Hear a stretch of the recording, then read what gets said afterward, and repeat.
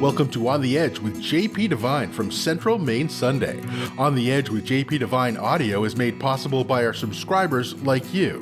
Thank you for listening and supporting local journalism in Central Maine. Now here's JP Devine. Coffee in a cardboard cup. The whole world is cardboard now. Politics, movies and television, even our cars. Scratch a Toyota Prius and see what I mean. So it's no surprise that Starbucks and its famous cardboard cups is having trouble. It's not the coffee. The coffee's fine, the cups don't leak. Really can't say about the coffee. I only buy hot chocolate. The wait staff is troubled. It changes weekly, sometimes between customers, but that's happening everywhere. Right next door, Supercut has a sign on the door. The whole world is short-staffed. Be kind to those who show up, it says. Ain't it the truth? The baristas. At the moment, I have memorized only 6 names. The manager, Lisa, a pleasant, smiling professional, is like the pilot on the Titanic, where each day a new iceberg emerges. A story almost out of the Bible. When Cain slew Abel, Adam asked, "What's with that kid?" Eve shrugged, took a bite of her apple, and replied, kids today.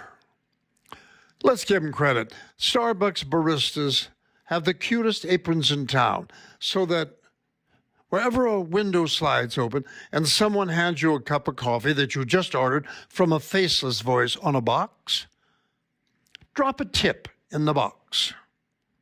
All fast food and drink houses employ young people who would rather be somewhere else.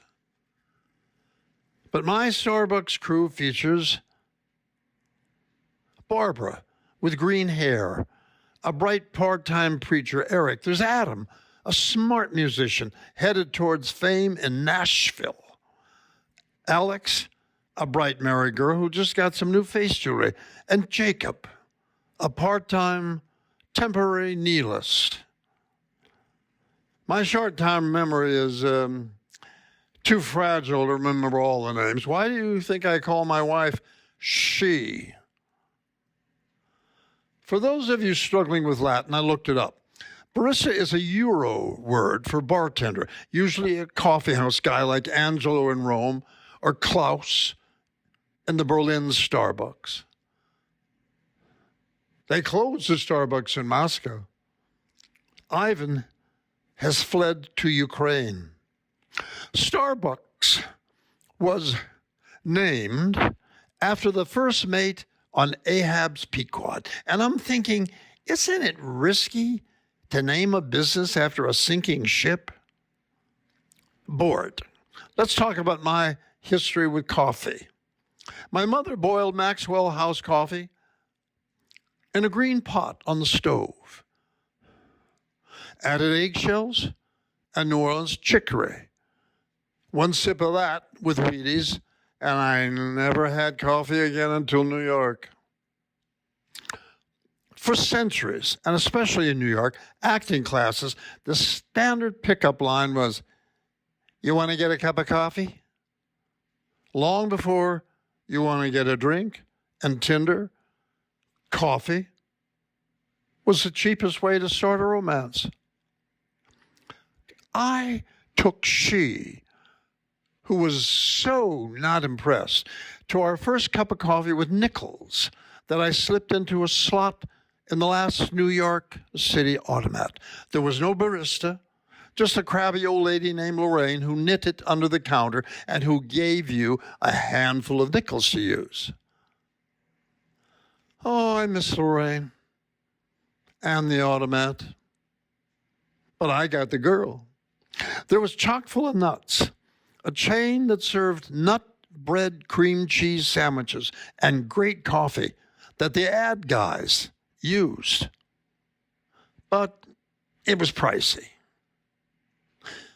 That was a long time before drive-thrus, sliding windows, and cute girls in green aprons. We were all young then and working for $1.50 an hour. But give it a try and see if it works. You want to get a cup of coffee? Don't let her order the venti. Thanks for listening to On the Edge with JP Devine. On the Edge with JP Devine audio is made possible by our subscribers like you. Thank you for supporting local journalism in Central Maine.